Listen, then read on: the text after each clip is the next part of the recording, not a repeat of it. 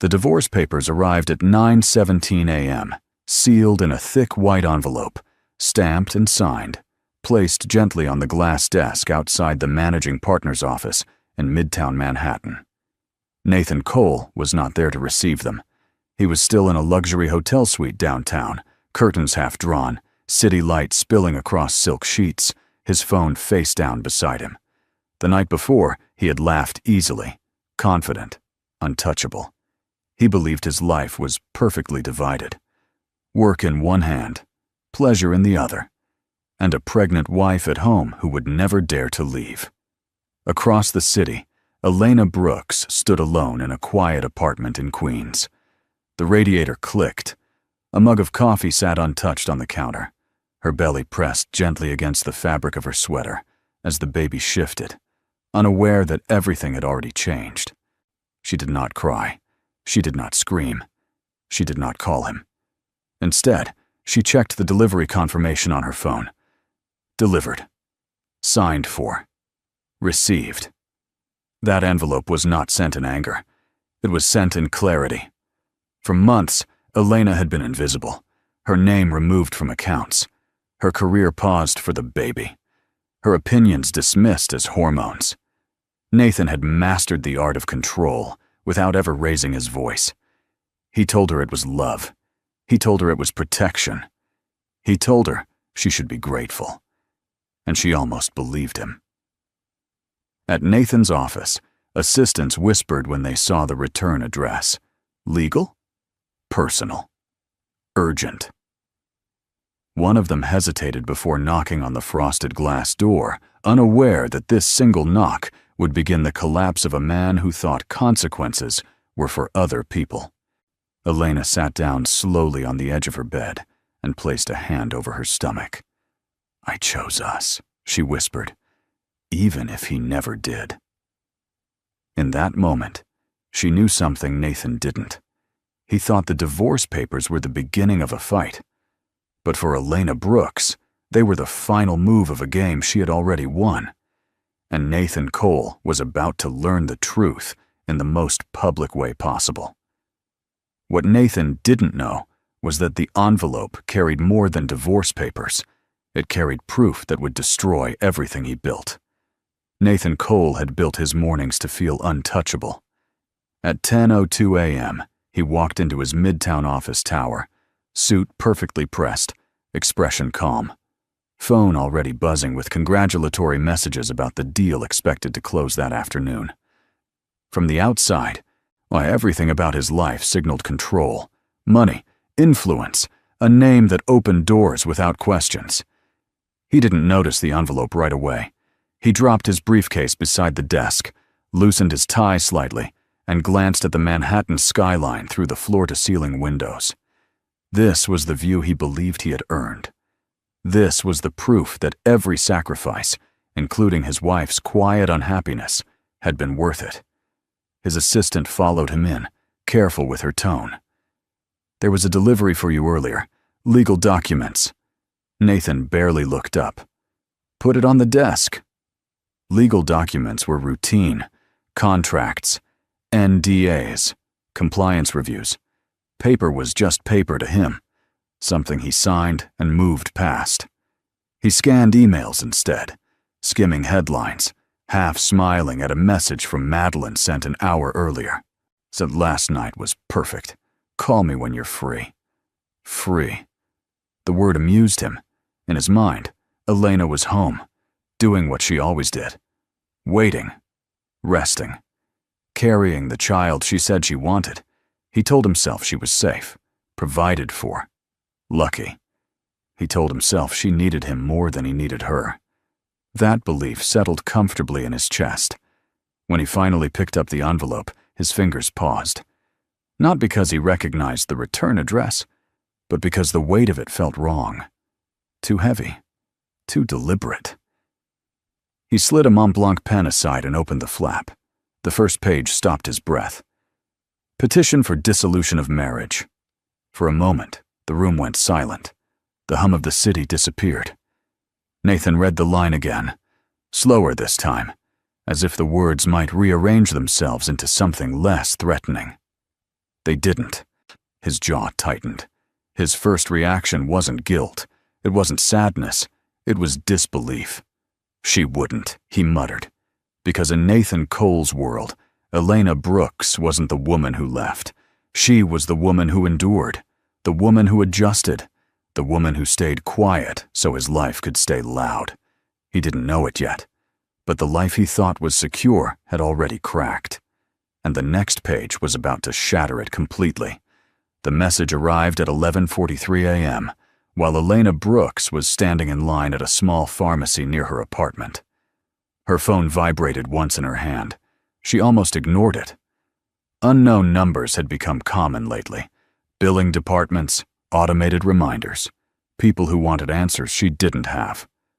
Elena glanced down out of habit, expecting nothing more than noise. Instead, she saw a name she recognized instantly. Madeline. The message was short, casual, intimate in a way that made Elena's chest tighten before her mind could catch up. Next time, let's stay longer. I hate sneaking out before sunrise. He says he's tired, but I know it's just his wife. The floor seemed to tilt. Elena didn't breathe at first. The hum of the pharmacy faded, replaced by a rushing sound in her ears. She read the sentence again, slower, as if it might dissolve into something harmless if she gave it time. It didn't. Her hand instinctively moved to her stomach, a reflex born of months of protecting something fragile.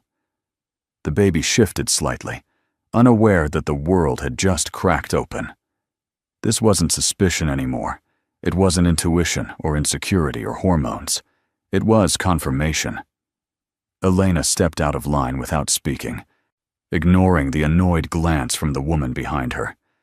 She walked outside into the cold air, leaning against the brick wall, as her body caught up with the truth her mind had already accepted. Her phone buzzed again. Another message from Madeline. "Oh my God, please tell me that didn't go to you." Elena closed her eyes.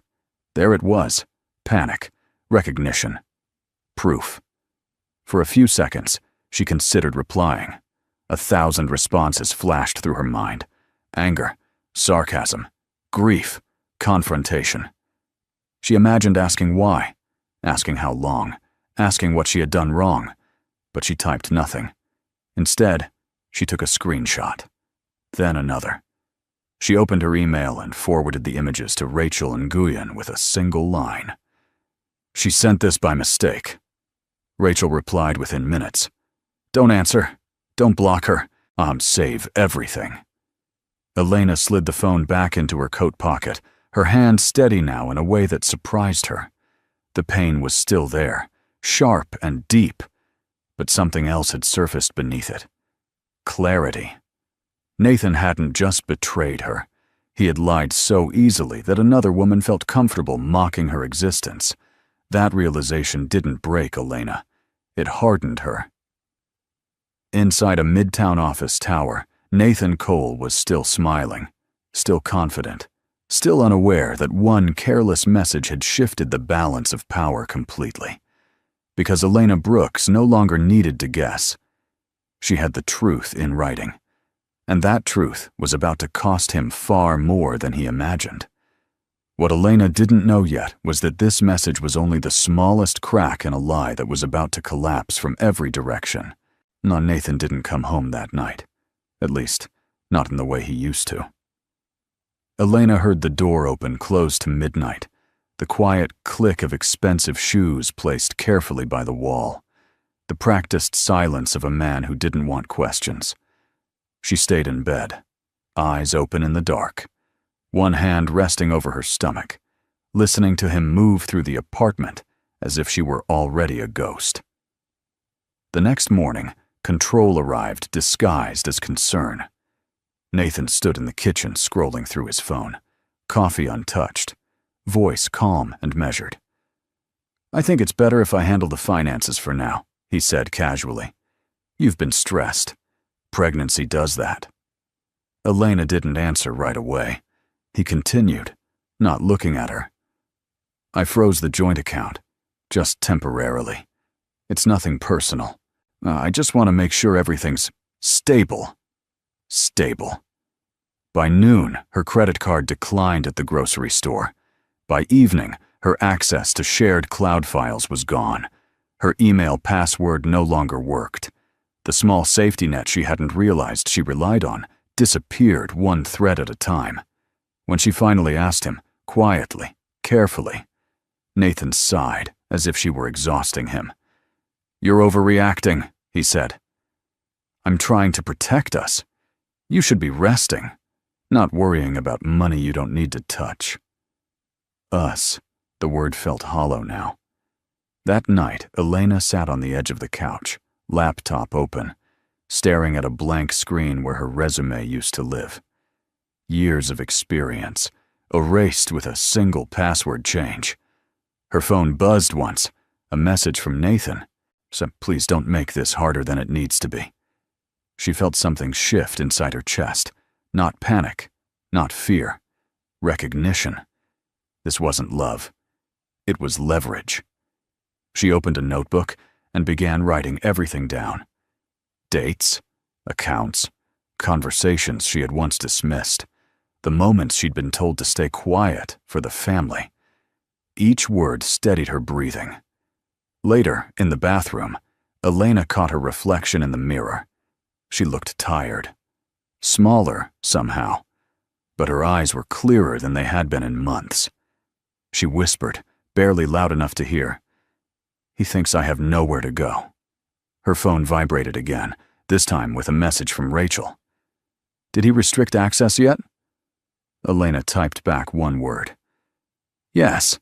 Rachel's response came immediately. "Good. That means he's scared." Elena closed her eyes, a hand returning to her stomach as the baby moved gently, reminding her why this mattered. Nathan believed control would silence her. He didn't realize it was the moment she stopped being afraid. Elena met Rachel Nguyen 3 days later in a quiet cafe just off Lexington Avenue. It wasn't a dramatic reunion. No hugs, no gasps, just two women sitting across from each other at a small corner table, steam rising from untouched cups as the city rushed past the window like nothing was wrong. Rachel was the first to speak. "You look thinner." Elena gave a tired smile. "I feel clearer." Rachel studied her for a moment longer, the way she always had back when they worked in the same office years ago. Back then, Elena had been sharp, analytical, the kind of mind people underestimated until it was too late. Rachel hadn't forgotten that version of her. "Tell me everything," Rachel said. So Elena did. She didn't cry. She didn't exaggerate. She laid out the facts the way she used to present risk assessments, dates, behaviors, financial shifts, the message from Madeline, the frozen accounts. Rachel listened without interrupting, her expression tightening with every detail. When Elena finished, there was a long pause. Then Rachel said quietly, "He didn't just cheat on you." Elena looked up. "He isolated you. Financially, professionally, emotionally." "That matters," Rachel continued. "Judges don't ignore patterns like this anymore." Elena swallowed. "He thinks I'm dependent." Rachel nodded.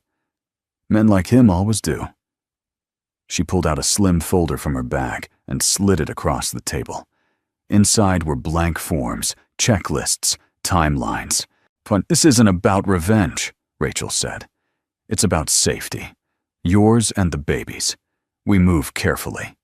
We document everything. And we don't warn him." Elena's hands trembled as she touched the folder. Not from fear, from relief. "For months," she said quietly, "everyone treated me like I was fragile, like I couldn't handle the truth." Rachel's voice softened. "You're not fragile. You were contained." Something in Elena's chest cracked open. Not pain this time, but release. Rachel leaned forward. "One more thing you need to understand. Once he realizes he's losing control, he will escalate." Elena nodded slowly. "I know." "And when he does," Rachel added, "you won't be alone." As Elena stood to leave, she felt the baby move again, steady and strong. For the first time since the truth came out, she allowed herself a small, dangerous thought. Well, maybe this wasn't the end of her life. Maybe this was the moment it quietly began again. The deeper Rachel looked, the quieter the room became. They were seated at Elena's small dining table, papers spread out in neat rows.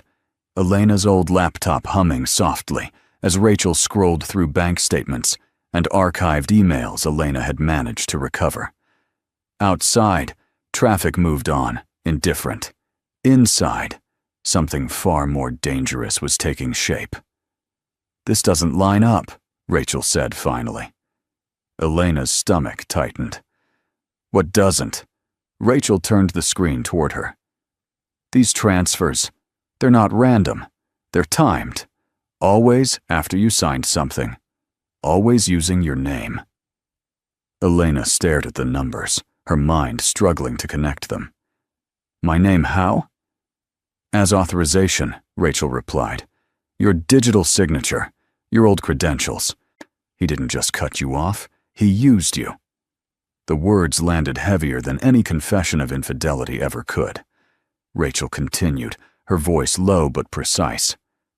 "Nathan routed personal expenses and high-risk payments through accounts that list you as a secondary approver. On paper, it looks like joint decisions. If anything gets flagged, the liability doesn't stop with him." Elena felt cold spread through her chest. "He told me it was paperwork," she whispered. "He said it was easier if I signed because I was already listed." Rachel nodded. "That's how this works. He needed insulation, and you were convenient." The baby moved sharply, as if reacting to the tension in Elena's body. She pressed her palm to her stomach, fighting the sudden wave of nausea. "So if this explodes," Elena said slowly, "he planned to let it fall on me." "Yes," Rachel said without hesitation. "And he assumed you'd never notice, or that you'd be too scared to fight back." For a long moment, Elena said nothing.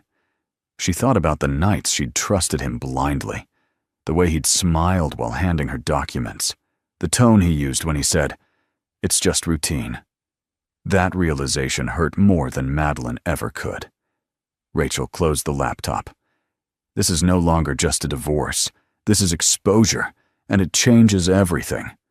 Elena looked up. Her voice was steady now. "What do we do?" Rachel met her gaze. "We document, we protect you, and we make sure the truth surfaces in the right order." Elena nodded once. That night, alone in bed, she stared at the ceiling, listening to the building settle around her. She finally understood what she was up against. Nathan hadn't just betrayed her heart. He had gambled with her future. And for the first time since all of this began, Elena wasn't just leaving. She was preparing to survive and make sure he couldn't do this to anyone else again. By the end of that week, Elena Brooks had lost almost everything that once made her feel anchored. Her phone rang less. Messages stopped. Even the polite check-ins from Nathan's family disappeared, replaced by silence so complete it felt intentional. When she tried to log into her professional certification portal, the password had been changed. When she opened her email, half her folders were gone. Years of work, contacts, references, proof she had ever mattered outside that apartment, vanished without warning. Nathan didn't yell. He didn't threaten. He simply erased her. The final blow came on a Friday afternoon, when Elena checked the mailbox downstairs and found a formal notice addressed to her name. Not from a court, not from a bank, from the building management. Her lease, once guaranteed under Nathan's income, was now under review. Until further notice, her residency status was conditional. She stood in the lobby holding the letter, the weight of it sinking into her chest. Around her, people came and went, carrying groceries, laughing into phones, living lives that hadn't collapsed overnight. For the first time since everything began, Elena felt the fear break through. Not fear of Nathan, fear of the future. That night, she sat on the floor of her apartment, back against the couch, surrounded by boxes she hadn't realized she'd started packing. The baby kicked softly, as if asking why she was so still. "I'm trying," she whispered. "I promise." Her phone buzzed. A message from Nathan. "We should talk. This is getting out of hand." Out of hand. As if her life were a mess he had to clean up. She didn't reply. Instead, she called Rachel. "I don't know how much longer I can hold this together," Elena admitted, her voice cracking for the first time. Rachel didn't sugarcoat it. "This is the pressure point. He's trying to break you before court. If you fold now, he wins everything." Elena closed her eyes. "And if I don't?" Rachel paused. "Then it's going to get worse before it gets better." After the call ended, Elena sat alone in the dark, listening to the distant sirens, the hum of the city that didn't care who survived and who didn't. For a brief, terrifying moment, she wondered if Nathan had been right, once if she really had nothing without him. Then the baby moved again, stronger this time. Elena inhaled deeply and stood up. She had nothing left to lose, and that, she realized, made her more dangerous than Nathan had ever imagined. Elena signed the papers at dawn. The city outside her window was still half asleep, wrapped in a gray silence that made everything feel suspended. She sat at the small kitchen table, wearing an oversized sweater, her hair pulled back without care. The documents were spread neatly in front of her, clipped and organized the way Rachel had taught her to do it. No rush, no shaking hands, no room for doubt. This wasn't an emotional moment. That surprised her. She had imagined tears, panic, a last-minute urge to call Nathan, to ask for explanations that would change nothing. Instead, there was only a steady calm, the kind that settles in after grief has already burned through everything soft. She read each page slowly. Name, address, marriage date, separation terms. When she reached the final signature line, her hand paused for just a second. Not from fear, but from memory. A flash of who she used to be. A woman who believed commitment meant endurance, who thought staying silent was the same as being strong. That woman was gone. Elena signed. The pen made a quiet scratching sound, final and irreversible. She exhaled, feeling the baby shift, as if responding to the release in her body. "I'm choosing us," she said aloud. Later that morning, she dressed carefully. Nothing dramatic, just clean jeans, a coat, flat shoes that didn't hurt her back. She packed the envelope herself, sealing it with deliberate pressure, writing the address in clear, a confident handwriting. She didn't send it from her building. She walked 3 blocks to a courier office, waited her turn, and requested signature confirmation. When the clerk asked if it was urgent, Elena nodded. "Yes," she said. "Very." As she stepped back onto the sidewalk, her phone buzzed. Nathan's name lit up the screen. She stared at it for a moment, then turned the phone face down. He didn't get to interrupt this. By the time she reached home, the confirmation email had already arrived. Scheduled, tracked, unavoidable. That afternoon, Elena rested on the couch, one hand on her stomach, the other on the thin folder Rachel had left behind. Outside, the city moved as usual, horns, footsteps, strangers arguing about nothing. Inside, a door had closed forever. Nathan still believed he could talk his way out, and he still believed she would hesitate. He was wrong. Because once the papers were sent, Elena Brooks was no longer preparing to leave. She had already left, and the next move would happen without her ever raising her voice. The envelope was waiting for Nathan Cole when he returned to his office after lunch. It sat perfectly centered on his desk, thicker than any contract he had signed that year, the edges squared, the paper heavy enough to demand attention. His assistant stood near the door, hands folded, eyes carefully neutral. "Legal courier required a signature," she said. "Marked urgent." Nathan nodded once, dismissing her with a flick of his wrist. He was irritated, not alarmed. Legal matters followed him everywhere. This was the price of power. He loosened his tie, dropped into his chair, and reached for the envelope without urgency. Then he saw the sender, Elena Brooks. His fingers tightened. For a brief moment, he considered not opening it. Control meant choosing timing. Control meant refusing to react. But something about the weight of the package unsettled him, and he tore it open with more force than necessary. The first page slid out. "Petition for dissolution of marriage." Nathan stared at the words, his mind rejecting them outright. Divorce didn't fit the narrative he had built. Elena was upset, yes, emotional, pregnant. But divorce was a threat she wasn't supposed to make. He flipped the page, and the next. Court dates, temporary orders, financial disclosures, a request for sole physical custody. His breath slowed, then stopped. This wasn't impulsive. This wasn't a bluff. This was prepared. Nathan leaned back in his chair, scanning the room as if someone might be watching him crack. The office around him looked the same: glass walls, muted colors, framed awards. But suddenly it felt smaller, exposed. His phone buzzed. A message from Madeline. "Did you see the news about the audit rumors? Call me." Audit rumors. Nathan's pulse jumped. He looked back at the envelope and noticed something he had missed before. A second folder. Inside it, neatly clipped, were documents he recognized immediately. Transactions. Approvals. His approvals. Except they weren't only his. Elena's name appeared again and again. His mouth went dry. This wasn't just divorce. This was evidence.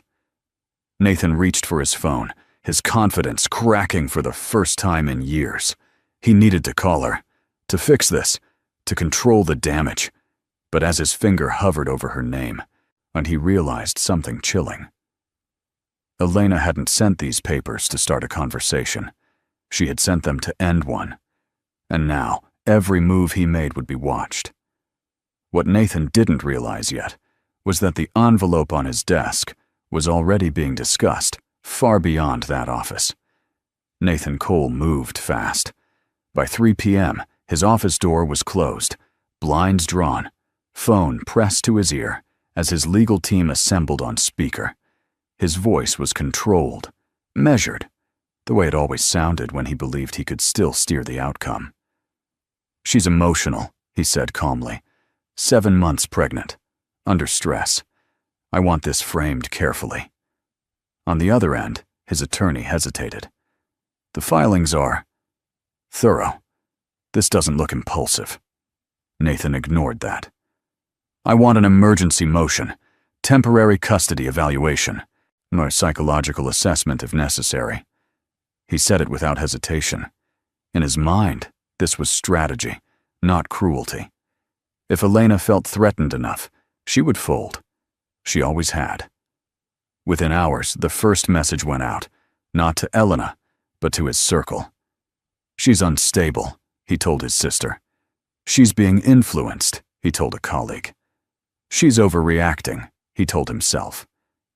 That evening, Elena received the notice. Not a call, not a conversation, a formal email. Nathan was requesting a court-ordered mental health evaluation, citing erratic behavior and concerning decisions made without consultation. Elena read the email once, then again. Her hands didn't shake this time. She forwarded it to Rachel with a single sentence. "He's doing exactly what you said," Rachel replied almost immediately. "Good. This confirms intent." Still, when the apartment grew quiet that night, the weight of it pressed in. Elena sat on the edge of her bed, the glow of her phone lighting the room, and allowed herself one small moment of fear. Not for herself, for her child. What if the court believed him? What if money spoke louder than truth? Her breath grew shallow until the baby moved again. A slow, steady reminder that she wasn't fighting for pride anymore. She was fighting for safety. Across the city, Nathan poured himself a drink and stood by his window, watching traffic far below. He told himself he was doing what had to be done. That power required difficult choices. But beneath the confidence, something else stirred. Uncertainty. Because Elena hadn't reacted the way she was supposed to. No angry calls, no desperate messages, no tears to exploit. Just silence. And silence, so Nathan was beginning to realize, was far more dangerous than panic. What he didn't know was that his counterattack had already triggered protections he couldn't undo, and the court would soon see his move for exactly what it was. The court notice arrived the next morning, but it wasn't the threat Nathan thought it would be. Elena read it at her kitchen table, sunlight spilling across the paperwork, her posture straight, her breathing calm. The language was formal, intimidating by design. Requests for evaluation, concerns raised, insinuations carefully wrapped in legal phrasing. A lesser version of herself might have crumpled under the weight of it. This version didn't. She picked up her phone and called Rachel. "He's trying to paint me as unstable," Elena said evenly. Rachel's voice was calm on the other end. "We expected that. Now we show them who you actually are." That afternoon, Elena opened a folder she hadn't touched in years. Inside were remnants of her former life, certifications, performance reviews, risk models she'd built from scratch, emails praising her judgment during volatile market periods, back when she worked 12-hour days and people listened when she spoke, back when Nathan introduced her as brilliant instead of sensitive. Rachel reviewed the documents carefully. "Do you know how rare this is?" she said. "A documented pattern of professional competence combined with documented isolation afterward?" Elena swallowed. "He asked me to step back, for the family." Rachel nodded. "And that decision will matter. Judges care about context, about power dynamics." For the first time, Elena began to understand the shape of the fight ahead, not as chaos, but as structure, evidence, timelines, cause and effect. That evening, she drafted a personal statement for the court. Not emotional, not defensive, just truthful.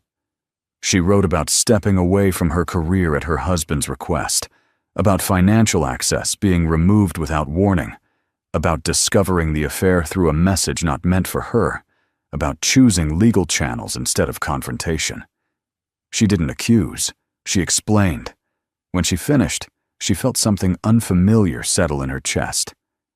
Confidence.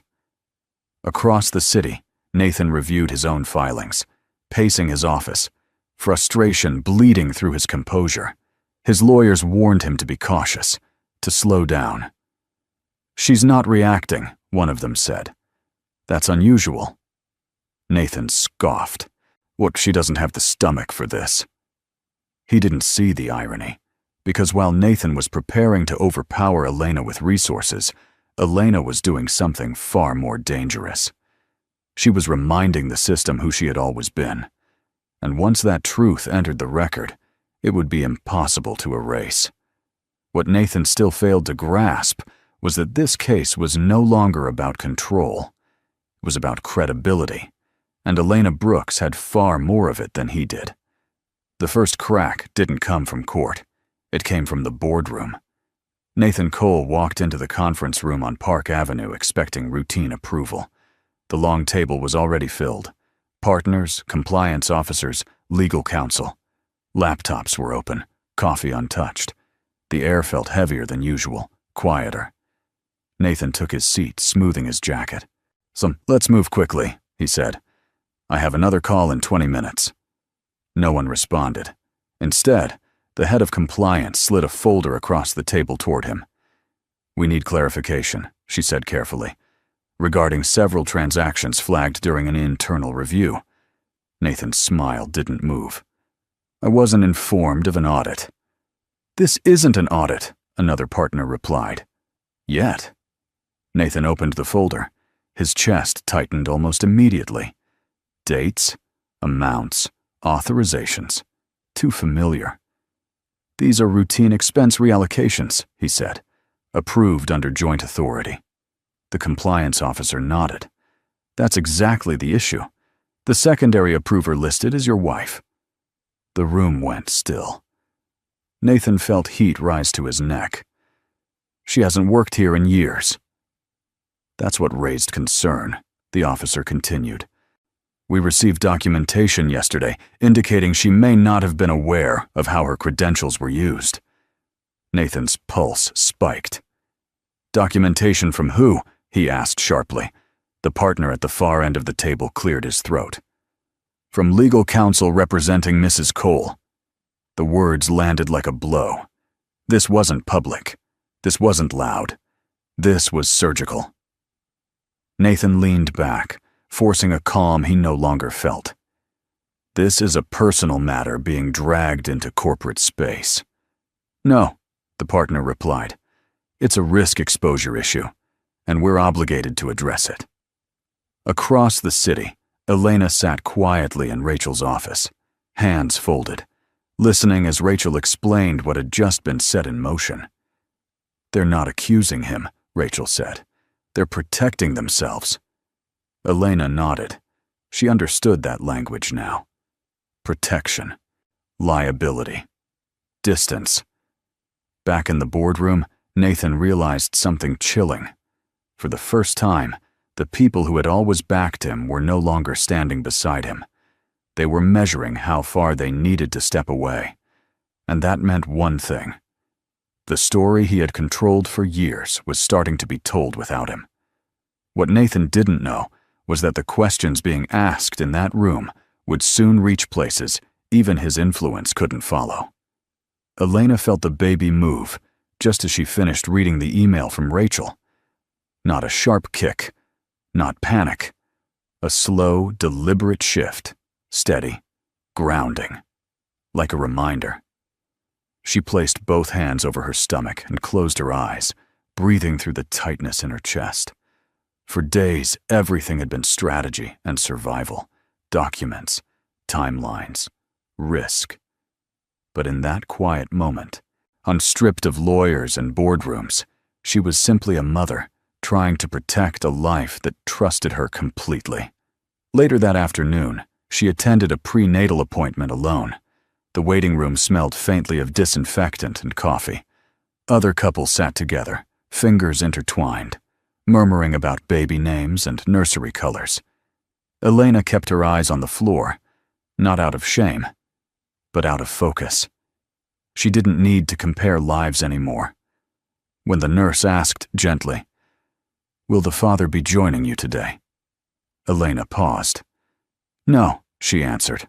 "He won't." The nurse didn't press. She only smiled and said, "You're doing great." During the ultrasound, the technician turned the screen slightly so Elena could see. A heartbeat. Strong, consistent, alive. Tears slipped down Elena's temples, silent and unstoppable. I promise," she whispered under her breath, barely audible. "I will not let him grow up thinking control is love." That evening, back in her apartment, Elena recorded a short video on her phone. It wasn't for social media. It wasn't for court. It was for her child. "If you ever wonder why I chose the hard road," she said softly, "it's because I wanted you to grow up free, even if that meant I had to be brave before I felt ready." She saved the file and locked it away. Across town, Madeline Shaw sat alone in a sleek apartment, scrolling nervously through her phone. Messages from Nathan had stopped. Whispers were circulating. Quiet ones, dangerous ones. She opened a group chat with friends and typed without thinking. "I didn't know he was using his wife like that, I swear." The message lingered for half a second too long. Then it sent. Madeline's eyes widened. She tried to delete it. Too late. Because sometimes the most devastating truths don't come from investigations or courtrooms. They come from careless moments, when someone forgets to protect themselves. And that single message was already moving toward the one place neither Nathan nor Madeline could control anymore. Nathan Cole showed up at Elena's building just after sunset. He didn't announce himself. He didn't text first.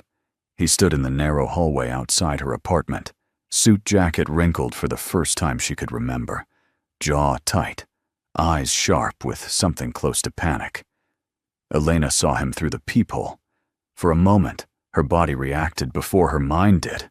Muscle memory, the old instinct to brace herself. Then she straightened, unlocked only the security latch, and opened the door a few inches. Nathan didn't smile. "We need to talk," he said, voice low, urgent. "Now." "There's nothing to talk about," Elena replied calmly. His gaze dropped to her stomach, then flicked back to her face. "You don't get to do this alone. You're making things worse." Elena studied him. The man who once controlled every room now looked uncertain, crowded by walls he couldn't buy his way out of. "You should leave," she said. Nathan laughed sharply. "Don't act like you're in charge. You think you won something? You don't even understand what you've started." She didn't raise her voice. "I understand exactly what I started." That's when he snapped. "You wouldn't survive 5 minutes without me," he hissed. "You don't have the money. You don't have the connections. Everyone knows you're unstable." The word hung in the air. Elena felt it land and pass through her without sticking. "That's interesting," she said softly, "because the board didn't seem to think so." Nathan froze. "What did you say?" he demanded. Before she could answer, his phone buzzed. Once, then again. He glanced at the screen, color draining from his face. Madeline. Multiple messages. Missed calls. Then an email notification preview flashed across the top of his screen. "Regarding your wife. Screenshots attached." Nathan's hand tightened around the phone. Elena watched as the shift happened, the exact moment he realized the ground beneath him was gone. "You did this," he said, voice cracking with anger and fear. "No," Elena replied. "You did." She leaned slightly against the doorframe, steady, unafraid. "I just stopped covering for you." For a long second, Nathan looked at her, as if seeing her for the first time. Then he stepped back. Not because she asked, because he understood something far worse than rejection. He had lost control, and there was nothing he could do to get it back. That night, Elena couldn't sleep. The apartment was quiet in a way that felt heavier than silence, like the walls themselves were listening. Streetlight spilled through the window, painting soft lines across the ceiling as she lay on her side, one arm curved protectively around her stomach. The baby moved again. Slow, intentional. Elena inhaled and let the air settle deep in her chest. She had spent days being strong for courts, for lawyers, for systems that demanded clarity and proof. But here, alone in the dark, she allowed herself to be something else. Honest. "I know this is scary," she whispered, on her voice barely sound. "It's scary for me, too." The baby kicked gently, not in distress, but presence, a reminder that she wasn't imagining the stakes. This wasn't theory or pride or revenge. This was a life that would one day ask questions she needed to be able to answer. She thought about the kind of home she wanted to build. Not a perfect one, not a rich one, a safe one. She imagined a future where silence wasn't used as punishment, where love didn't come with conditions, where control wasn't mistaken for care. She imagined bedtime stories, laughter in small kitchens, a child who didn't learn fear by watching it. Tears slid quietly into her hair. "I will never teach you to stay where you're hurt," she said, "even if leaving costs me everything." The fear that had followed her for weeks loosened its grip, not because the danger was gone, but because her reason was stronger than it. Across the city, Nathan sat alone in his office long after everyone else had gone home. The lights of the skyline no longer impressed him. His phone buzzed repeatedly with messages he didn't answer.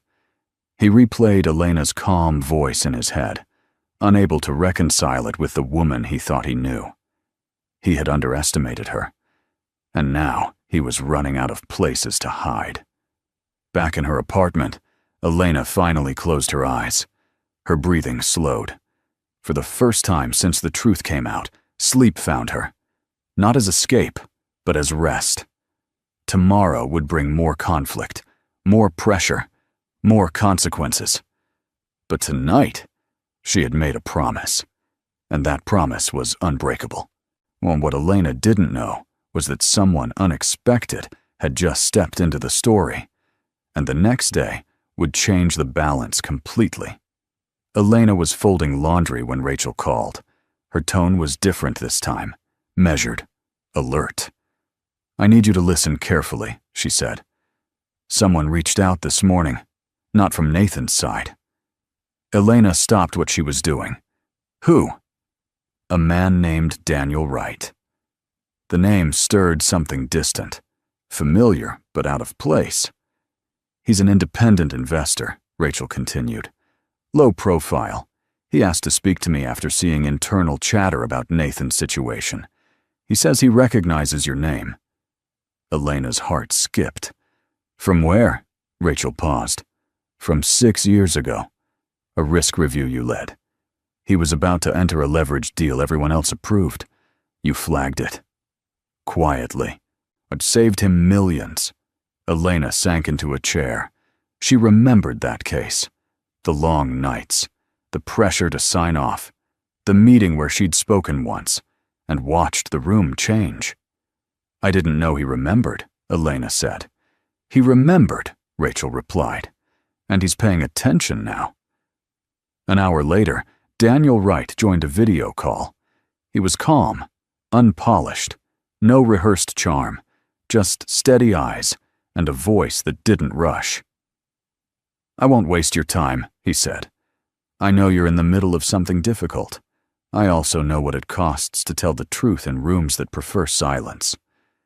Elena said nothing. Daniel continued. "Nathan tried to use your credibility as a shield. That tells me he knows exactly how valuable you are." Elena felt a flicker of anger, and something else, validation. "I'm not here to rescue you," Daniel added. "You don't need that. But I am here to support the truth. If this escalates, I'm willing to testify to your competence, your integrity, the professional history he tried to erase." Rachel watched Elena carefully. Elena inhaled. "Why?" Daniel didn't hesitate.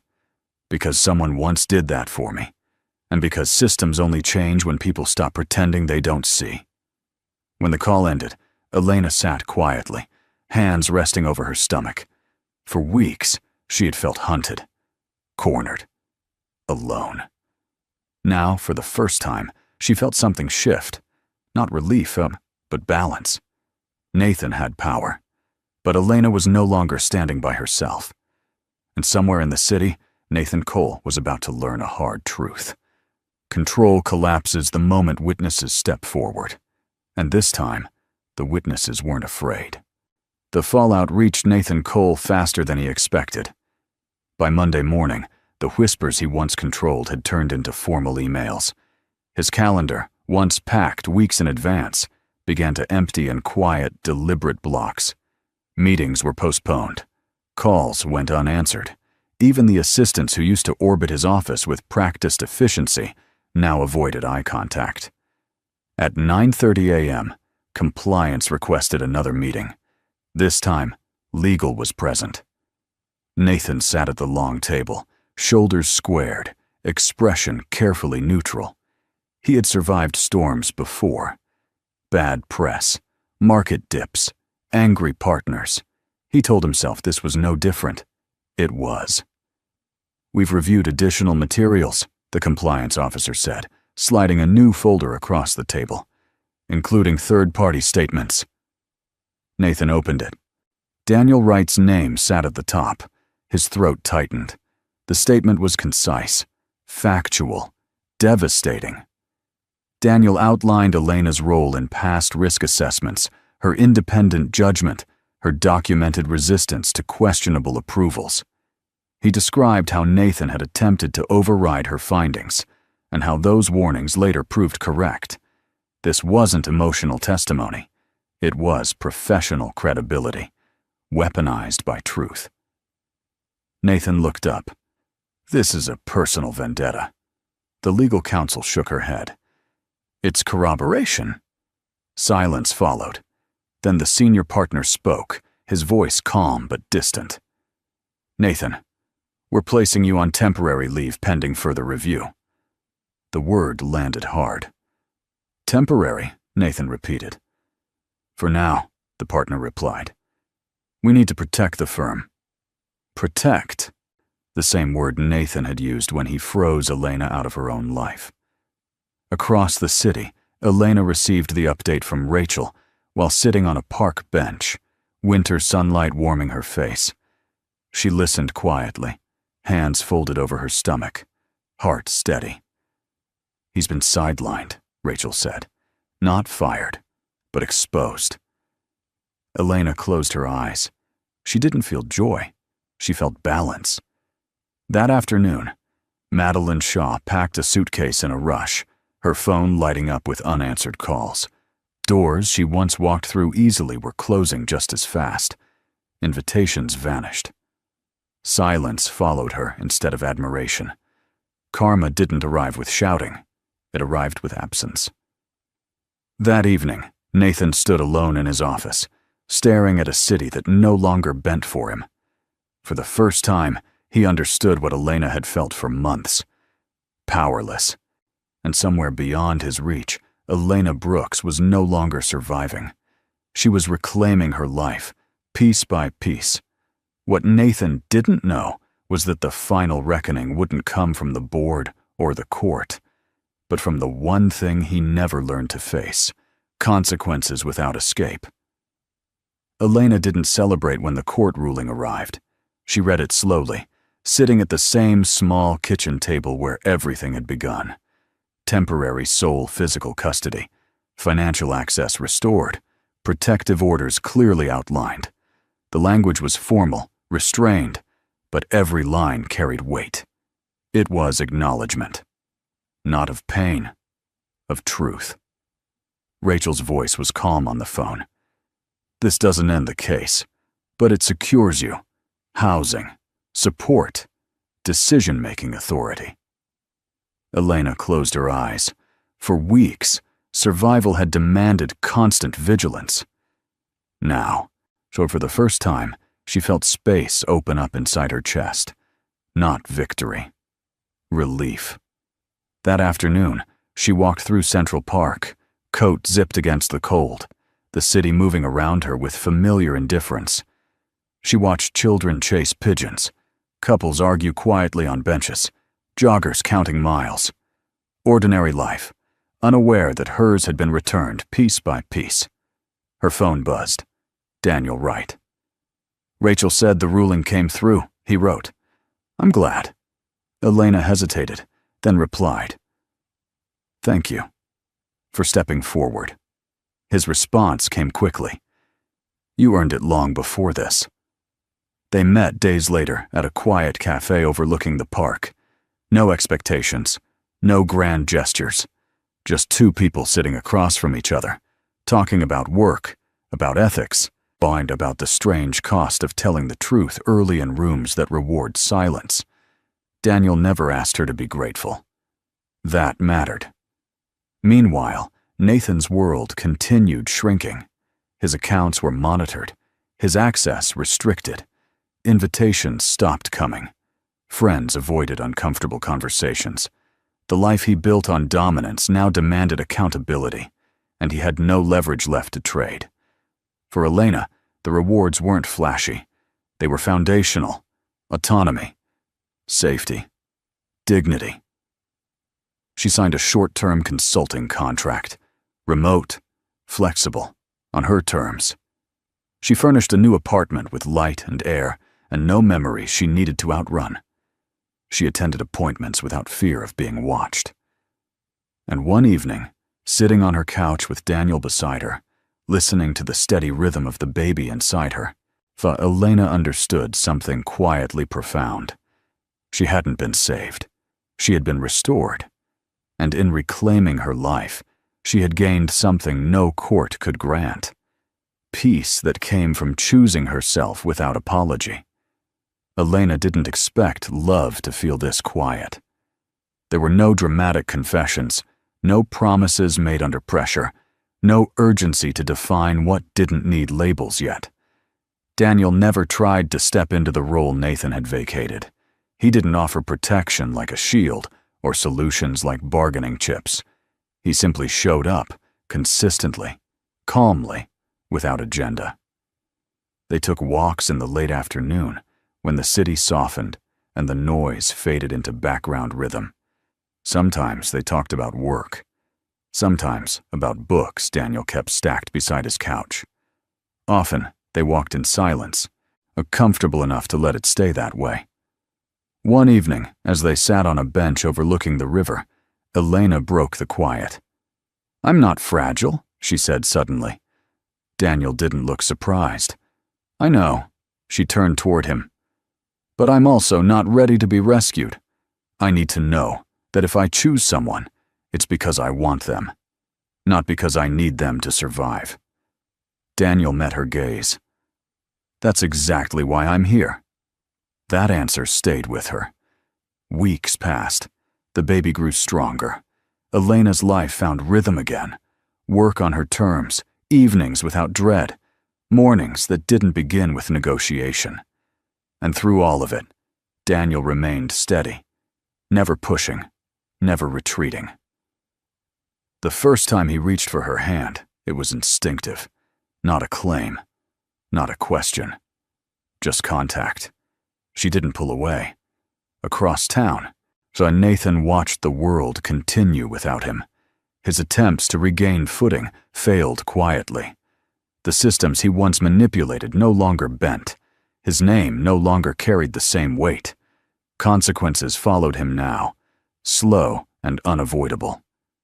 One afternoon, Elena received a message from his attorney, an attempt at renegotiation.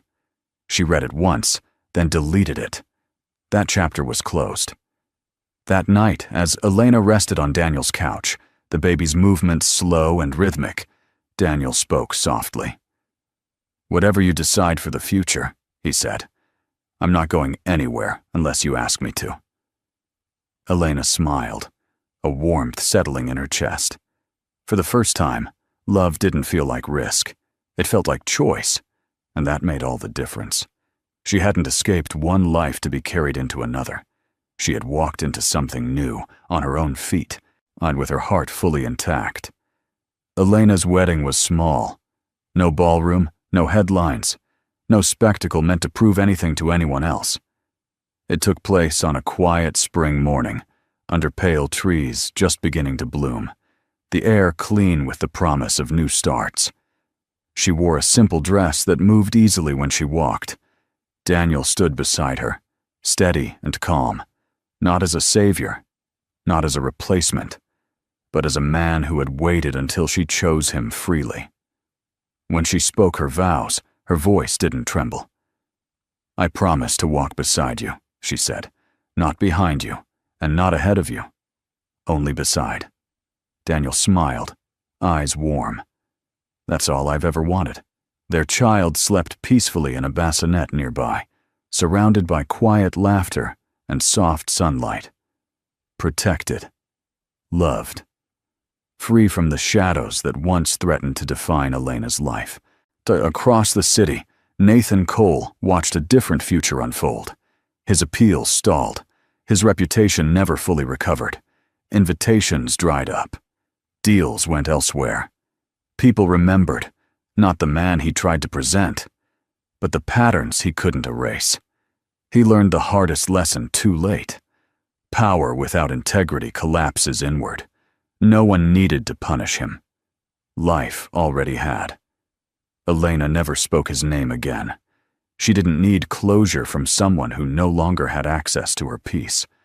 Her days filled with meaningful work, chosen family, and a love that grew without fear.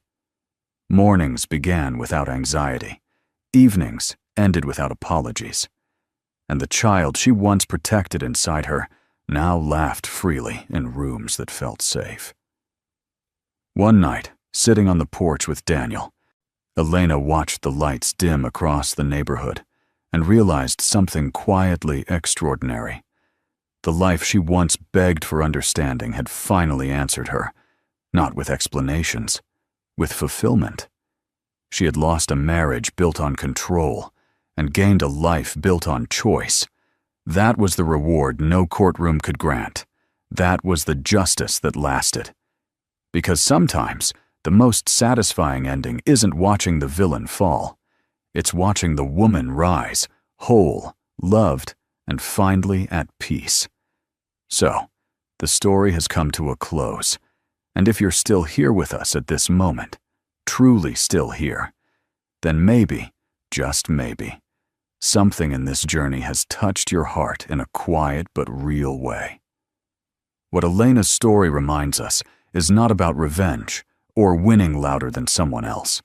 It's about choosing yourself when it's hardest, and understanding that dignity is not something anyone can give or take away. It's something you claim. The Stoics believed this deeply. Marcus Aurelius once wrote, "You have power over your mind, not outside events. Realize this, and you will find strength." Elena didn't control what was done to her, but she controlled how she responded, and that changed everything. Life will test us with betrayal, fear, and moments where silence feels safer than truth. But as Epictetus taught, circumstances don't make the man, they only reveal him. Hard moments reveal who we are becoming, not who we are failing to be. Healing doesn't always look dramatic. Sometimes it looks like walking away without shouting. Sometimes it looks like choosing peace over proving a point. And sometimes, it looks like trusting that a better chapter will meet you when you stop settling for less than respect. If this story resonated with you, please take a moment to like, share, and subscribe to the channel. Your support helps us continue telling stories that heal, empower, and remind us we're not alone, and it's never too late to rise. This story is a work of fiction created for storytelling, reflection, and emotional inspiration. Any names, characters, businesses, locations, or events portrayed are entirely fictional and used solely to convey themes related to personal growth, resilience, and healing. The situations described are not intended to represent real individuals or actual legal cases. While the emotions and challenges shown may feel realistic and relatable, they are shared to encourage thoughtful discussion rather than to provide legal, medical, or financial advice. Viewers should understand that real-life situations can vary widely, and outcomes depend on individual circumstances. This content is designed to explore human experiences, moral choices, and emotional strength through narrative storytelling.